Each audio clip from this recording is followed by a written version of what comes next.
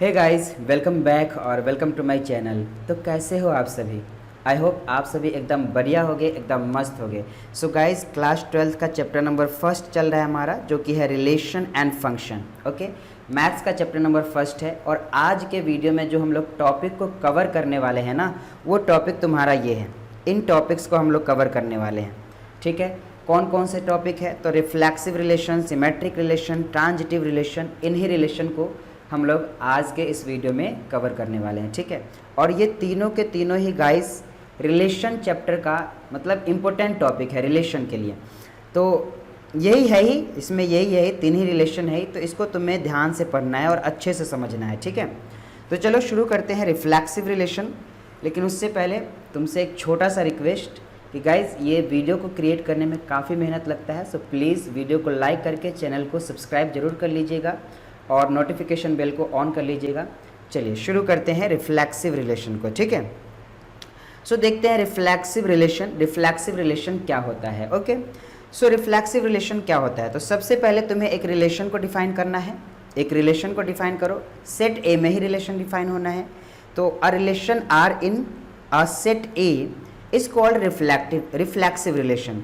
एक relation R को तुम सेट ए में जो डिफाइन है उसको तुम रिफ्लेक्सिव रिलेशन कहोगे if A comma A belongs to R for every A belongs to ए।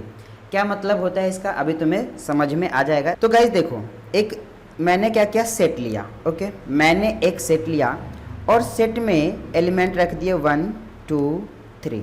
ठीक है, ये 3 एलिमेंट रख दिए हमने।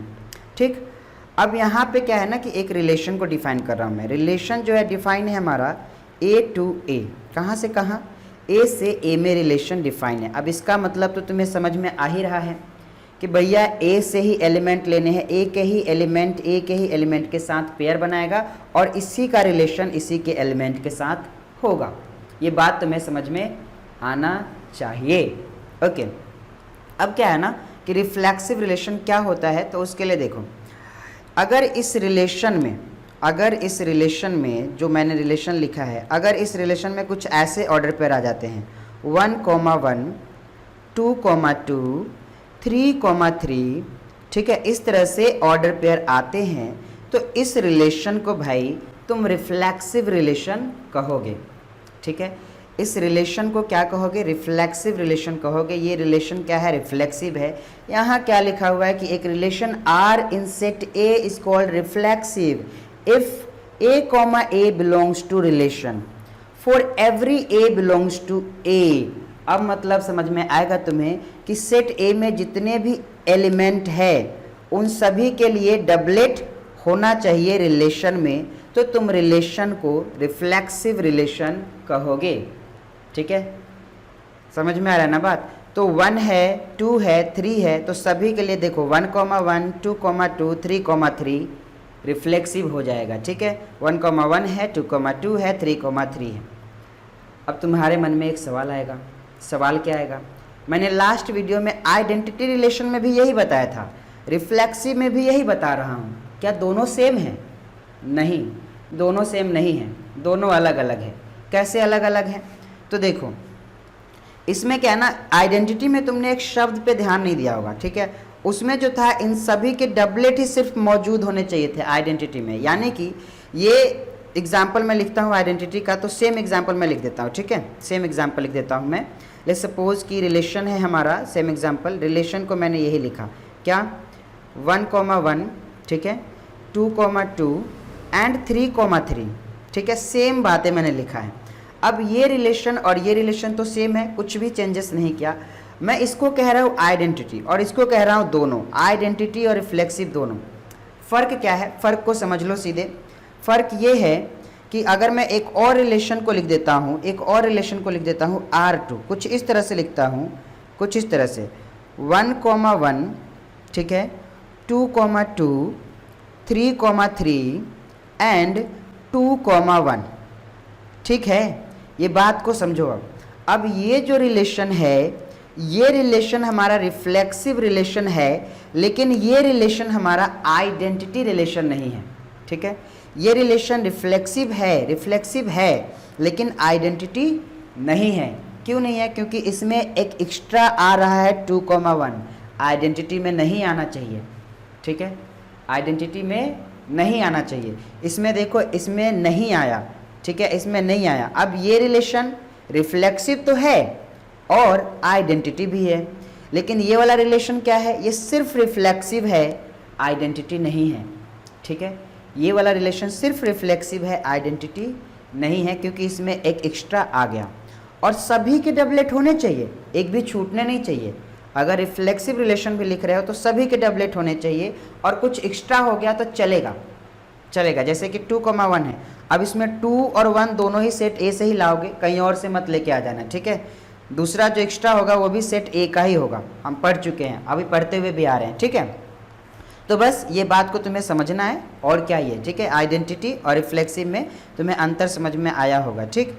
एक और ले लो, चलो एक और ले लो इसी बात पे, एक और ले लो। ले सपोज कि मैंने सेट ए ले लिया, ठीक है, एक सेट ए ले लिया, और सेट ए में जो एलिमेंट है ना वो ए बी सी डी और ई है, ठीक है। रिलेशन कहाँ से कहाँ डिफाइन करना है, तो भैया ए से ए ही डिफाइन करना है। कहाँ से कहाँ करना है, तो रिलेशन हमारा डिफाइन करना है ए टू ए। कहाँ से कहाँ, ए टू ए रिलेशन डिफाइन करना है।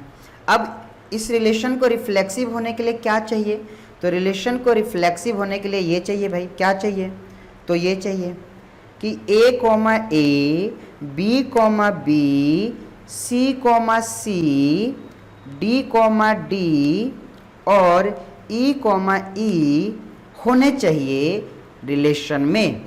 इसके अलावा एक्स्ट्रा भी हो जाता है तो चलेगा, लेकिन ये तो होने ही होने चाहिए रिफ्लेक्सिव होने के लिए, ठीक है। बात समझ में आ रहा है। तो इसमें देखो ये जितने भी है सभी के डबलेट हैं, A comma A, B comma B, C comma C, D comma D, E comma E. It means it is what, it is reflexive relation, ठीक है।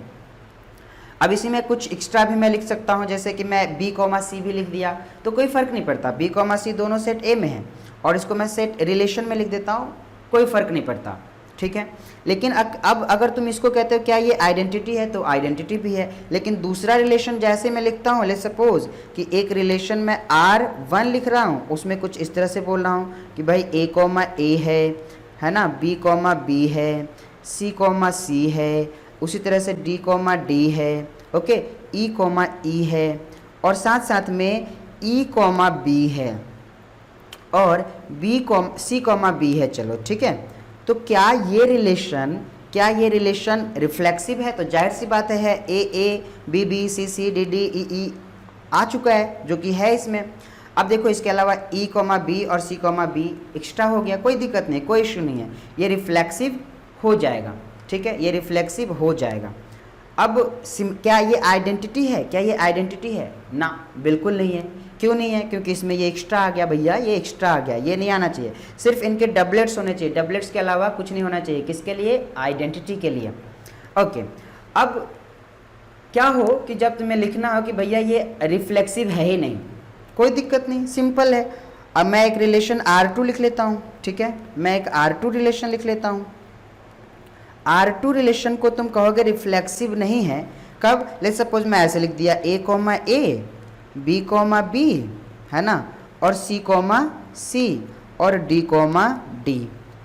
अब मैं कहता हूँ बताओ क्या है रिफ्लेक्सिव है ये, इज इट ए रिफ्लेक्सिव, कतई नहीं है रिफ्लेक्सिव। क्यों नहीं है रिफ्लेक्सिव, रिफ्लेक्सिव क्यों नहीं है, तो भाई इसीलिए नहीं है क्योंकि इसमें ई कॉमा ई नहीं है ना, है ना, इसमें ई कॉमा ई होना चाहिए था। देखो इसमें A B C D E है, पर इसमें तो ई कॉमा ई नहीं है, तो रिफ्लेक्सिव ही नहीं होगा। So it is not reflexive. Clear है बात। आई होप तुम्हें रिफ्लेक्सिव रिलेशन अच्छे से क्लियर हुआ होगा, अच्छे से समझ में आया होगा रिफ्लेक्सिव रिलेशन क्या होता है। Now let's come on symmetric relation. अब चलो सिमेट्रिक रिलेशन के बारे में हम लोग समझते हैं कि भाई ये सिमेट्रिक क्या है। तो सिमेट्रिक तो यार और भी आसान है, बहुत ही सिंपल है, इसके जितना सिंपल रिलेशन तो तुम्हें मिलेगा भी नहीं, इतना सिंपल है। कैसे सिंपल है, देखो कहने का मतलब सिंपल सा है, रिलेशन में अगर A1 कॉमा A2 है, ठीक है, रिलेशन में, तो रिलेशन में A2 कॉमा A1 अगर हो गया, अगर A1 कॉमा A2 है और रिलेशन में A2 कॉमा A1 हो गया, अगर हो गया रिलेशन में, तो रिलेशन सिमेट्रिक हो गया। अगर नहीं हुआ A1 कॉमा A2 है लेकिन A2 कॉमा A1 नहीं हुआ तो relation is not symmetric, relation symmetric नहीं है for all A1 A2 belongs to A। और ये जो A1 A2 जो है वो सेट A में होगा, सेट A तुम्हारा कुछ भी हो सकता है ना। तो एग्जाम्पल लेते हैं, इसका भी एग्जाम्पल लेते हैं, एग्जाम्पल के थ्रू समझते हैं। सो लेट्स सपोज कि मैं सेट A ले रहा हूँ, फिर से सेट A वही वाला ले लेता हूँ। ले भैया 1 2 3 वही ले लिया हमने। रिलेशन कहाँ से कहाँ डिफाइन है? A to A डिफाइन है। तो रिलेशन हमारा relation is defined from set A to set A, है ना। A to A relation define हो गया। अब मैं कहता हूँ कि रिलेशन में कुछ इस तरह से एलिमेंट है। किस तरह से? तो 2,1 है ना, 1,2 है, 3,1 है, ओके 3,1 है, 1,3 है। अब ये रिलेशन जो मैंने लिखा है ये सिमेट्रिक रिलेशन लिखा है। क्या लिखा है? ये रिलेशन मैंने जो लिखा है ये सिमेट्रिक रिलेशन लिखा है। क्यों सिमेट्रिक रिलेशन? भाई 2,1 है और 1,2 है, हो गया ना सिमेट्रिक। 3,1 है और 1,3 है, हो गया ना सिमेट्रिक, है ना। 2,1 और 1,2 सिमेट्रिक, 3,1 1,3 सिमेट्रिक, हो गया, सिंपल सी बात है ना। और ये सभी के सभी कहाँ से आने हैं भाई? तो सेट A से आने हैं। कहाँ से आने हैं? सेट A से आने हैं। तो सिंपल, ये तुम्हारा सिमेट्रिक रिलेशन हो जाएगा। ठीक है, एग्जाम्पल और भी लेना चाहते हो ले लो, कोई इशू नहीं है यहाँ पे। अच्छा, एक चीज़ और ध्यान देना कि भाई जब सिमेट्रिक को चेक करोगे तो हर एक एलिमेंट को चेक करना, हर एक एलिमेंट को। बिल्कुल, तुम इसको चेक करोगे 1,2 2,1 तो 1,2 है। जब इसको चेक करोगे तो 1,2 तो 2,1 ये रहा। जब इसको चेक करोगे तो 3,1 तो 1,3, और जब तुम इसको चेक करोगे तो 1,3 तो 3,1 ये रहा। तो ये क्या हो गया? सिमेट्रिक रिलेशन हो गया। क्या हो गया? सिमेट्रिक रिलेशन हो गया। बात समझ में आ रही है ना तुम्हें? आई होप ये बात तुम्हें समझ में आ रही होगी कि सिमेट्रिक रिलेशन क्या होता है। ठीक है, अब चलो एक और एग्जांपल ले लेते हैं हम लोग, ठीक है, ज़्यादा बेटर रहेगा। तो ले सपोज कि मैं सेट A ले लेता हूँ और भी, ठीक है।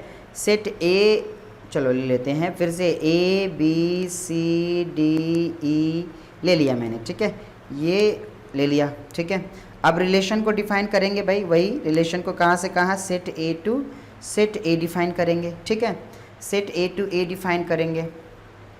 अब इस रिलेशन में एलिमेंट कुछ इस तरह से है, ऑर्डर पेयर कुछ इस तरह से है कि भाई A, B है, B, A है, ठीक है, और C, D है और D, C है। ठीक, क्या ये रिलेशन सिमेट्रिक है? बिल्कुल सिमेट्रिक है, ये रिलेशन बिल्कुल सिमेट्रिक है। क्यों सिमेट्रिक है? तो A, B है और B, A है ना, C, D है और D, C है, तो ये रिलेशन हमारा सिमेट्रिक हो जाएगा। क्या? ये रिलेशन सिमेट्रिक हो जाएगा। बात समझ में आ रही है? अब देखो मैं एक और रिलेशन लिखता हूँ, चलो तुम्हारे लिए मैं एक और रिलेशन लिखता हूँ। ये रिलेशन ले सपोज R1, अब मैं रिलेशन R2 लिख रहा हूँ, ठीक है। अब मैं रिलेशन R2 लिख रहा हूँ और रिलेशन को कुछ इस तरह से लिख रहा हूँ। किस तरह से? तो भैया A, A है ना, B, B है और C, C है और साथ साथ में D, D है और E, E है। ठीक, अब मुझे बताओ क्या ये रिलेशन सिमेट्रिक है या नहीं है? अब एक चीज़ तो क्लियर है कि ये रिलेशन रिफ्लेक्सिव है, क्योंकि इसमें सेट A के सभी एलिमेंट का डबलेट है ऑर्डर पेयर में, ठीक है, तो ये रिफ्लेक्सिव तो है। लेकिन मेरा सवाल ये है कि क्या ये रिलेशन सिमेट्रिक भी है क्या? तो सिमेट्रिक के लिए क्या चाहिए? तो सिमेट्रिक के लिए चाहिए भाई, अगर A1, A2 रिलेशन में है तो A2, A1 भी होना चाहिए, है ना, रिलेशन में। तो यहाँ पे देखो A रिलेशन में है तो इसी का अपोजिट देखो, A रिलेशन में है तो इसका अगर सिमेट्रिक मतलब इसको चेंज करोगे, ये वाला A इधर करोगे, ये वाला A इधर करोगे, तो फिर से क्या आएगा? A, A ही आएगा ना, ठीक है। तो इसका जो है अगर A है तो इसका ये जो A2, A1 जो है ये खुद हो जाएगा।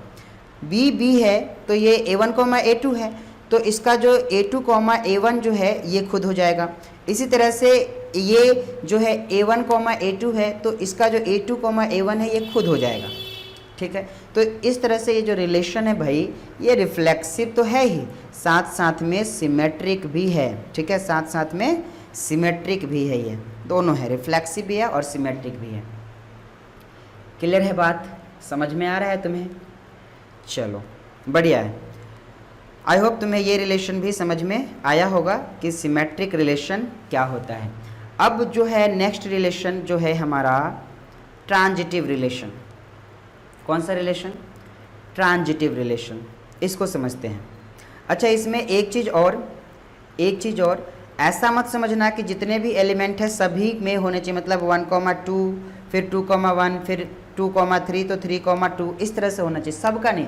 अगर सिंपल सा 2,1 है तो 1,2 होना चाहिए, ये समझ लो। जितने हैं मतलब अगर A1 और A2 है तो A2 और A1 होना चाहिए, बस इतना ध्यान रखो। ठीक है, अगर सिमेट्रिक नहीं है, ये भी रिफ्लेक्सिव ट्रांजिटिव को भी हम देखेंगे, लेकिन उससे पहले अगर सिमेट्रिक नहीं है प्रूव करना हो या फिर लिखना हो, क्वेश्चन आएंगे इस तरह के, नहीं है तो फिर क्या करेंगे यार? सिंपल है ना, अगर A1 कॉमा A2 रिलेशन में है और A2 कॉमा A1 रिलेशन में नहीं है तो relation will not be symmetric. ठीक है, क्या मतलब हुआ? तो एग्जाम्पल ले लो भाई, अगर मतलब समझ में नहीं आ रहा है तो देखो, जैसे कि मैं रिलेशन को लिखता हूँ। ठीक है, एक रिलेशन को मैं लिख रहा हूँ R relation R3, A2 A define है और इसमें कुछ इस तरह से लिखता हूँ A1 कॉमा A1 B है। ठीक है, A1 बोल रहा हूँ मैं, A कॉमा B है और C कॉमा D है। ठीक है, अब बताओ क्या ये रिलेशन जो है सिमेट्रिक है? क्या ये रिलेशन सिमेट्रिक है? यार सिमेट्रिक नहीं है ये। क्यों नहीं है? सिंपल देखो, A1 बोल रहा हूँ मैं, A comma B belongs to relation, but implies कर दो या फिर बट कर दो, but B comma A do not belongs to relation, does not belongs to relation. ठीक है, B comma A does not belongs to relation, it means this relation is not symmetric. ये relation जो है symmetric नहीं है, तो इसको cross लगाओ कि भाई ये सिमेट्रिक नहीं है, इसको इधर लगा लो, ये रिलेशन इज नॉट सिमेट्रिक। बात समझ में आया? तो दिखाना, नॉट सिमेट्रिक दिखाना इज़ वेरी इजी, किसी भी एक को दिखा दो, काम बन गया। ठीक है, चलो अब आ जाते हैं ट्रांजिटिव रिलेशन पे कि ट्रांजिटिव रिलेशन क्या होते हैं। ठीक है, तो यार ट्रांजिटिव रिलेशन देखो, ट्रांजिटिव रिलेशन क्या है? तो सिंपल, अगर A1 कॉमा A2 रिलेशन में है, कोई order pair A1 comma A2 है जो कि रिलेशन में है, और A2 कॉमा A3 भी रिलेशन में है। ठीक है, ये दो रिलेशन में है। देखो A1 कॉमा A2 और A2 कॉमा A3 रिलेशन में है, A2 कॉमा A3 रिलेशन में है, तो A1 कॉमा A3 भी रिलेशन में होना चाहिए। ठीक है, तब जाके हम रिलेशन को कहेंगे कि रिलेशन क्या है? ट्रांजिटिव है। क्या मतलब हुआ? तो मतलब इस तरह से समझ सकते हो कि अगर किसी रिलेशन में 1,2 है, कुछ ज़्यादा ही मोटा हो रहा है। ओके, अगर किसी रिलेशन में 1,2 है, किसी रिलेशन में है, ठीक है, और रिलेशन में 2,5 है, लेट्स सपोज रिलेशन में है, तो इसका मतलब ये है कि इस रिलेशन में ना भाई, इस रिलेशन में 1,5 भी होना चाहिए, तब जो है उस रिलेशन को तुम क्या कहोगे? ट्रांजिटिव कहोगे। ठीक है, बात समझ में आ रहा है ना कि क्या कहना चाह रहा हूँ मैं? देखो सिंपल, अगर A1 A2 रिलेशन में है और A2 A5 भी रिलेशन में है, तो 1,5, A1 क्यों बोल रहा हूँ मैं? It's my mind mistake. Okay, 1,2 relation में है और 2,5 रिलेशन में है, और अगर 1,5 भी रिलेशन में हो जाता है तो रिलेशन को हम क्या कहेंगे? ट्रांजिटिव रिलेशन कहेंगे। क्लियर है बात? तो हम देखते हैं, यहाँ पे एग्जाम्पल लेते हैं। यहाँ से तो समझ में आया ही होगा, लेकिन अब हम एग्जाम्पल लेते हैं। ठीक है, एक एग्जाम्पल लेते हैं। तो वही यार, एग्जाम्पल हम सेम लेंगे। लेट्स सपोज हमारे पास सेट ए है। ठीक है, सेट ए में जो एलिमेंट है वो 1 2 3 है। ठीक, और रिलेशन हमारा डिफाइन है कहाँ से कहाँ? तो रिलेशन डिफाइन है हमारा ए टू ए डिफाइन है, relation A to A define है। और रिलेशन कुछ इस तरह से है, किस तरह से भाई, तो इस तरह से कि 1,2 है, ठीक है, 2,3 है और 1,3 है। तो इट्स वेरी सिंपल ना, इट्स वेरी सिंपल। ये रिलेशन क्या है, ये रिलेशन भाई ट्रांजिटिव रिलेशन है, ठीक है। ये जो रिलेशन है क्या है, ये ट्रांजिटिव है। क्यों है, क्योंकि देखो 1,2 रिलेशन में है और 2,3 भी रिलेशन में है और साथ साथ में इसके साथ में 1,3 भी रिलेशन में प्रेजेंस है। इसका मतलब क्या हुआ, तो इसका मतलब ये हुआ कि ये जो रिलेशन मैंने लिखा है ये ट्रांजिटिव रिलेशन हो गया, ठीक है, ओके। अब चलो आगे और भी देखते हैं इसमें रिलेशन, ट्रांजिटिव रिलेशन से रिलेटेड बातों को, ठीक है। तो यहाँ पे ये एग्जाम्पल तो समझ में आ रहा है कि ये जो है ट्रांजिटिव है। अब एक और एग्जाम्पल लेता हूँ मैं, ठीक है, एक और एग्जाम्पल लेता हूँ और सेट ए ले लिया भाई, ठीक है। सेट ए क्या हो गया हमारा, तो वही A B C D E ले लिया, ठीक है, A B C D E ले लिया, ठीक। अब रिलेशन को डिफाइन किया जा रहा है, रिलेशन जो है डिफाइन कहाँ से कहाँ, तो रिलेशन जो डिफाइन है हमारा भाई, जो रिलेशन डिफाइन है वो ए टू ए है, कहाँ से कहाँ है, ए टू ए है। और रिलेशन कुछ इस तरह से है, किस तरह से है, तो कुछ इस तरह से ए कोमा बी है, ठीक है, बी कोमा सी है, ठीक, और ए कोमा सी है। अब ये रिलेशन तुम्हें दिख रहा है सिंपल सा कि ये ट्रांजिटिव रिलेशन है, क्योंकि ए कोमा बी है, बी कोमा सी है और फिर साथ साथ में ए कोमा सी भी यहाँ पे मौजूद है, ठीक है। तो ये क्या है, हमारा ट्रांजिटिव रिलेशन हो जाएगा, ठीक है। अब क्या है ना कि ट्रांजिटिव रिलेशन को भी देखने के लिए तुम्हें हर एक एलिमेंट को चेक करना होगा, ठीक है। 3 इसमें ऑर्डर पेयर है, तीनों ऑर्डर पेयर को चेक करना होगा। तुमने पहले ऑर्डर पेयर को चेक किया, ठीक है, पहले ऑर्डर पेयर को चेक किया ए कोमा बी, तो बी कोमा ए भी रिलेशन में है, तो ए कोमा सी रिलेशन में होना चाहिए, ठीक है, ए कोमा सी रिलेशन में होना चाहिए, जो कि है, ठीक है। अब दूसरे ऑर्डर पेयर को तुम चेक करते हो जो कि है बी कोमा सी, ठीक है। अभी मैंने कहा ये ट्रांजिटिव है, वो तो पक्का है, मैं तुम्हें चीज़ें एक्सप्लेन कर रहा हूँ। अब दूसरे एलिमेंट के लिए चेक करोगे, ठीक है। तो दूसरा जो ऑर्डर पेयर है वो क्या है, बी कोमा सी है। अब मुझे एक बात बताओ, क्या सी कोमा समथिंग इस रिलेशन में है